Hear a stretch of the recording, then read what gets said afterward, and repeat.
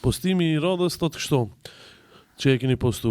Historia në të kaluarën dhe tash e ka vërtetuar se Islami çdo herë kur është luftuar është forcuar dhe çdo herë kur e kanë braktisur është zgjeruar. Allahu Akbar. Po. Shpesh na mendojnë se Islami është në dorën tonë. Islami Zoti nuk e ka lënë në dorën tonë. Islami ka zbrit prej qiellit. Domethënë është diçka hinore. Atë sa mujmë me ndal diellin, atë mujmë me ndal edhe Islamin. Atë sa mujmë me ndal dritën edhe natën, atë mujmë na me ndal Islamin, domethënë. Një fe e cila korrespondon me ligjet natyrore, me ligjet kosmologjike, ajo nuk ndalet. Ajo vetëm shkon tu forcu. Fakti që sot njerëzit, domethënë afër 2 miliard njerëz, nga momenti që ka ndru jetë pejgamberi alayhis salam, as nuk e kemi pa pejgamberin alayhis salam. As i kemi pa mrekullitë e pejgamberit. 1500 vjet. 1500 vjet. Vetëm shkon tu urit. Me çfarë propagande? Me çfarë propagande? Bile me antipropagandë. Madhe të fuqish. Po. Domthon kjo është mrekullia më e madhe se natyrshëm janë duke pranuar Islamin njerëzit. Sado që luftohet është njëjtë sikur se me luftu, me imshu, me gjuj dillin me gur. A gjuj dillin? Jo, vetëm mundesh mu lodhti edhe njerëzit me të pa dhe me të konsideru se ti kanë çment. Kështu që Islami është feja e Zotit. Na mburemi, na forcohemi me Islamin. Se Islami nuk do psohet asnjëherë. Por na duke pa atë mrekullinë e Islamit, jo, kur tham na, njerëzit në përgjithësi. Kur e shohin mrekullinë e Islamit se çfarë feja është, domethënë këta njerëz tjerë që mundohen me luftu, ata vetëm se ju mbet lodhja. Edhe Islami do të vazhdoj.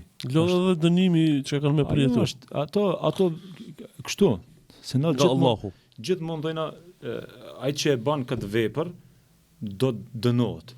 Jo be, dënimi I tij ka filluar prej momentit që është duke bërë veprën e keq.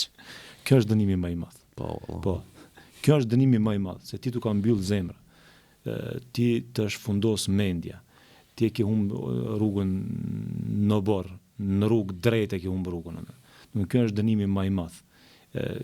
Kështu që ajo çka e pret është diçka tjetër.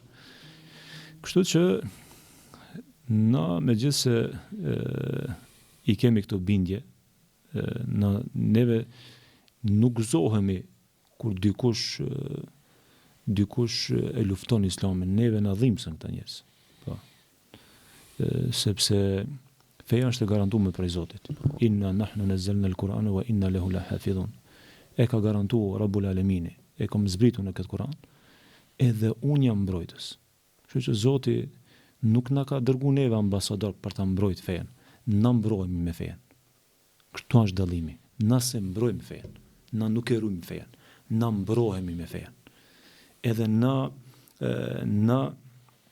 jemi të bindur se gjithmonë ata që luftojnë fejen, ata vetëm janë duke shpalos realitetin e fesë. E keni pa kur e gjun një pemë e gjun me gur. Po. Çka zbret prej pemës? Zbresin pemë, zbresin. Po. Edhe prej asaj hajnë fruta, hajnë njerëzit.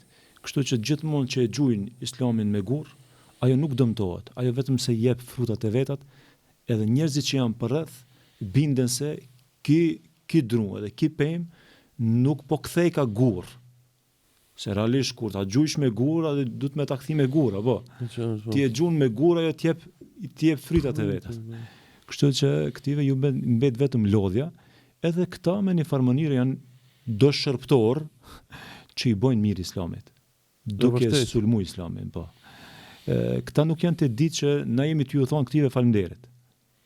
Ama po na vjen keq se këta janë duke e ngarku veten me diçka që do t'ju kushtoj shumë edhe për këtë botë edhe në botën tjetër. Kjo është rregull.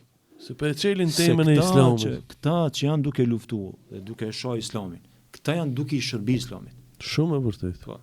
Këta thjesht janë t'u gjujt një pemës që ka shumë fryta, që ka shumë pemë të mira, janë duke gjujt tu mendu se ajo pemë do t'i gjuj me gur. Ajo pemë I zbret ato frutat e veta, e kështu që njerëzit afrohen rreth pemës dhe shërbehen dhe shohin se domethënë në Islamin nuk kanë ashtu qysh këta po pretendojnë. Këta me ditë mirë, këta më shumë e lavdrojnë Islamin se sa e shohin Islamin. Është një shembull duhet ta ndaj me shikuesit. Ky Arber Gashi, një ndër liderët e lëvizjes për braktisjen të Islamit, lëvizja e Deçanit, e kish postuar një postim tonin, të cilët ne kena bërë thirrje për ndihmë me përkthie Kur'anin në gjuhën shqipe, ku iniciatori u kon Hoxh Fatos Rexhepi. Edhe ne e postuam te Audionuri, të nderuar kush mundet me ndihmu te GoFundMe, ne të hapen ndaj ndihmë, zakonisht hapen ndaj ndihmë 5 euro, 10 euro, për mu botu Kur'ani në gjuhën shqipe. Çka bën Arbri? Arbri e merr këtë postimin ton edhe poston te faqja vet thot. Ndalon botimin në Kur'anin në gjuhën shqipe. Çka bëjone si admini faqes së Audionur? E marr postimin e Arbrit dhe tham shikoni, këto anti-islamistët janë të luftu Kur'anin në gjuhën shqipe. Andaj dononi. Për 24 orë afrot 5.000-10.000 euro janë mbledh. Po mos kishte qenë reagimi i tina. Po, do me thonë, Arbër faleminderit. Shumë, vazhdo me folë kundër Koronit. Se u aktivizuaj i nati shqiptarit. Vedia, po.